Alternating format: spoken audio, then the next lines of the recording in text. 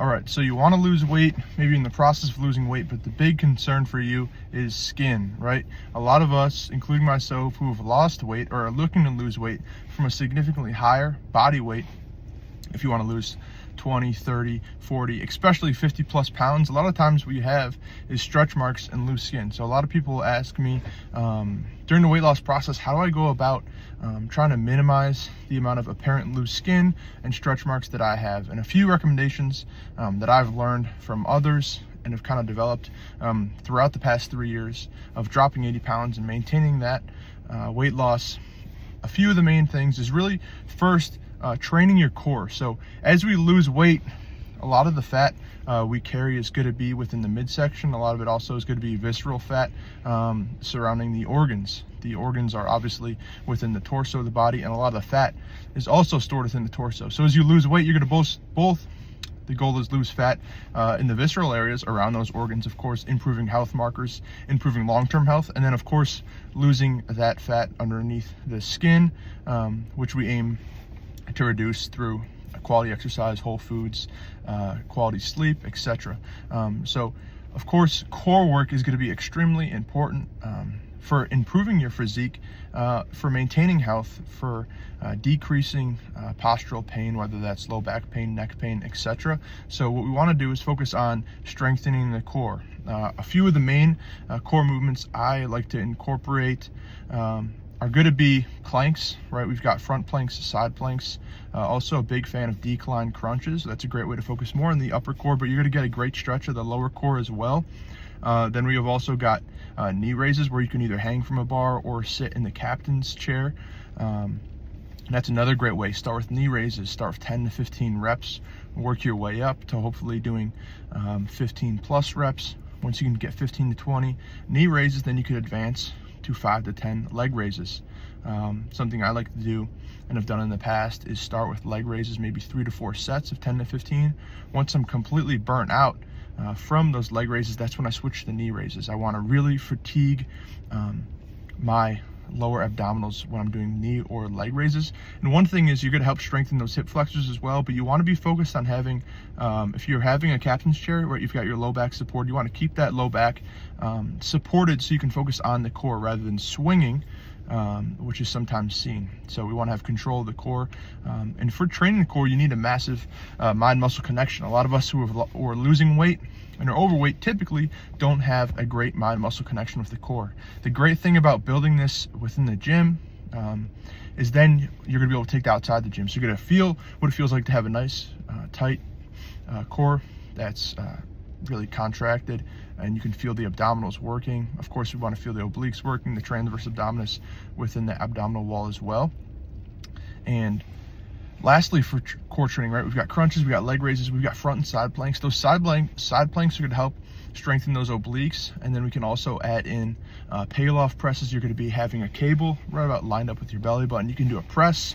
Start with that. You can do a press rotation, another great way to strengthen the obliques. And of course, Russian twist. You can start body weight, and then you can go into twisting with a med ball or some type of weighted exercise. I'd find for the core that you don't need to focus as much on the actual weight you're using, but learn how to control your body weight. Learn how to, just as you would with push-ups, squats, things of that nature. We want to focus on the compound main movements for our core, but we want to use that with body weight and really gain great control. Understand when our low back and hips are sore compared to when our actual abdominals and obliques are sore. We want to focus on having that actual core muscle become sore rather than having the joints in the surrounding area, hence the low back, hips, etc. being sore. This can then translate into daily life, right? So we've got a nice mind-muscle connection with our core, and then we understand when we eat foods that either disrupt our digestive system, aka bloating and indigestion, heartburn, things like that. We want to prevent those, so we're going to be cognizant, wait, my core feels really, really extended out rather than feeling nice and tight and contracted. We want to feel nice and tight as contracted as much throughout the day as possible. So a great bodybuilder, Milo Sarchev, he always talks about trying to pull that belly button right into the spine. So that's something just day to day that's going to help increase posture, reduce low back pain, reduce neck pain, but it's also going to help understanding if you're eating too much food, right? That's another big thing that I'll see is somebody who's just starting to lose weight, right? They wanna cut down. Okay, I'm gonna intermittent fast. I'm gonna only eat for 1 meal a day, or I'm only gonna eat from 4 p.m. to 8 p.m. The problem with that sometimes that you'll notice is you're putting in such food volume into the stomach that the stomach starts to stretch out. And the problem with the stomach stretching while losing weight is that skin is still staying stretched, right? It's still staying stretched. It's not coming in with the body.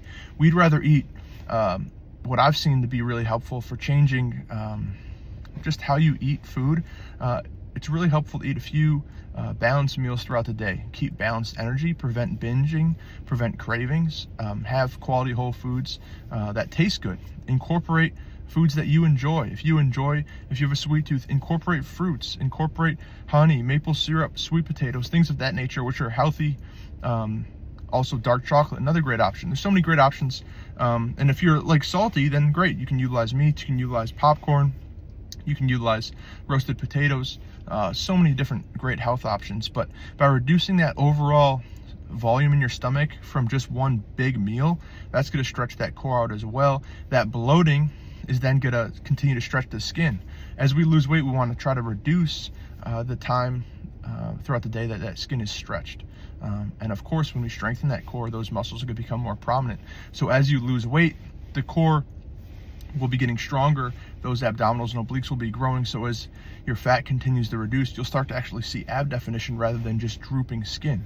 Right? If you forget about training the core, that's going to be really difficult to deal with. Of course, another part of the loose skin and skin during weight loss is going to be a sustainable weight loss. So of course, you want to lose weight as fast as possible, especially if you're overweight. Like for myself, I began my weight loss journey about 305 pounds.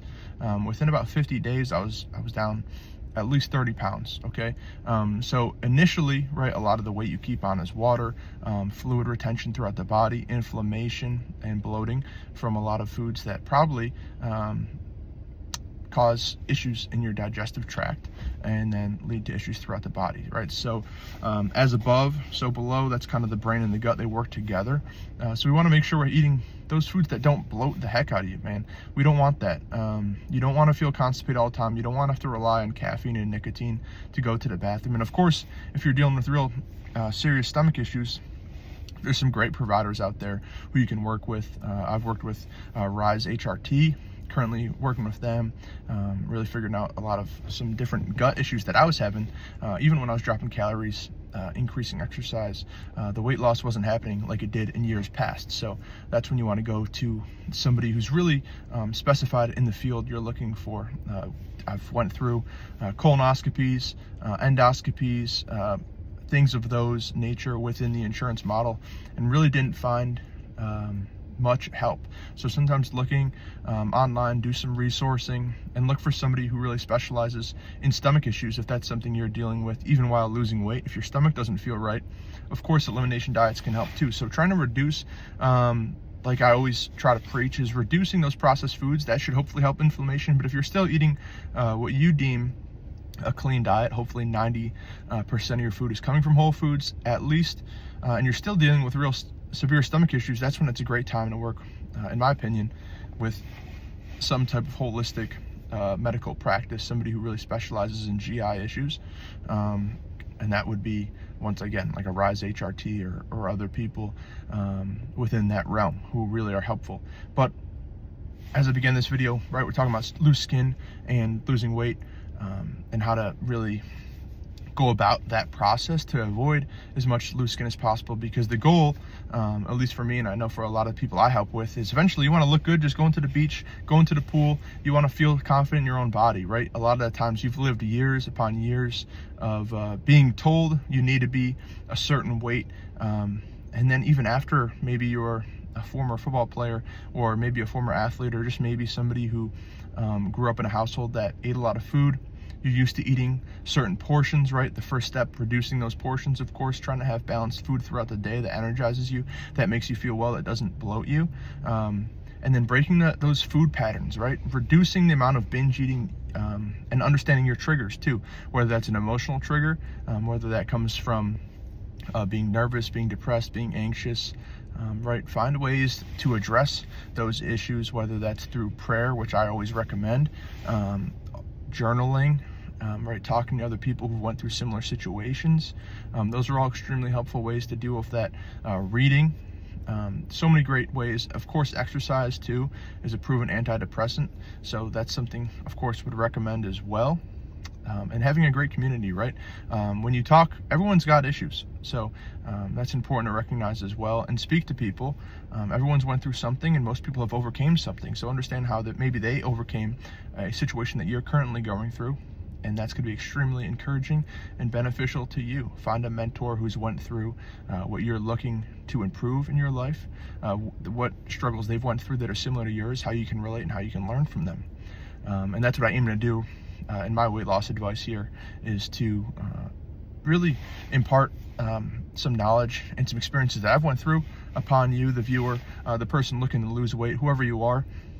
I'm looking to help you out. And of course, some other cool ways to help that loose skin. Would always recommend sauna as well. I feel like that's a great way for the skin to just regain health, to detoxify yourself. That's something I've done for years, and it always feels really good on the skin. That's another way to really improve the health of the skin, hopefully sweat out a lot of the toxins, especially if you're exposed to heavy metals or pesticides in your food, or everyone's exposed to plastic, which has been continued to be more popular in mainstream media today. So utilizing that sauna, making sure you take a shower afterwards as well, get all that gunk that you sweat out off of you. And then lastly, utilizing lotions and things of that sort. I always like to look at the most pure lotions possible. Right now I use a Shea Moisture brand coconut oil. Coconut oil is the only ingredient in there. So if it's in the hot car, it's gonna melt, it's gonna turn to full liquid, but it's a solid. After I shower, cool down, put it on the skin, whether that's the arm area where I have some stretch marks, or whether that's in the groin area, or whether that's in the stomach area. That's another great thing. I know shea butter and some other great options as well are out there, but try to use one that doesn't have all of those additives. You shouldn't see a whole list of those additives that are in those lotions, because a lot of times those have estrogenic effects, which again is going to reduce the metabolism and is going to just lead to poor health outcomes in the long term, which we want to avoid, right? We're losing weight to get healthy. That's the plan. And then the goal is to maintain it afterwards, right? We don't want to go through that cycle of reducing stomach size and body size and then blowing it back up. Once you yo-yo a few times, right, you're just stretching the stomach out more and more. So as you lose weight, a few key takeaways, right? Incorporate core exercises. I like to do 3 to 4 times a week of core exercises. If I'm training, doing strength training 3 times a week, I'll go to the gym another 3 additional days, or maybe a 4th day for core and sauna work. If that doesn't work in your schedule, add on core before or after your exercise. That's a great option as well. If you're doing maybe a push-pull leg split on both your upper body days, add in some core work, add in some planks and some side planks before doing compound squats, deadlifts, things of that nature, to strengthen that core, to prepare yourself to brace for those movements. And then of course utilizing sauna, and then utilizing some type of healthy oils to place on the skin to hopefully reduce those stretch marks and lead you to healthy skin. One additional takeaway is a few supplements that you can utilize. I know omega-3s are great. I talked about that in the past video. A great source of reducing inflammation. Once again, reduce inflammation within the body. You can also utilize fiber. Try to have high fiber foods, whether that's potatoes, bananas, chia seeds, etc. And then you can utilize collagen as well, which seems to have promising effects for skin, hair, nails, etc. So hope those can help if you're on the journey of weight loss and trying to figure out, right, the goal is to feel great, look great, and skin is a great and important part of that. So hope these few little tips can help you out on that journey. If you've got any questions or future things you'd like to hear me talk more about, feel free to let me know in the comments section, and I'll see you soon. Thanks. Bye.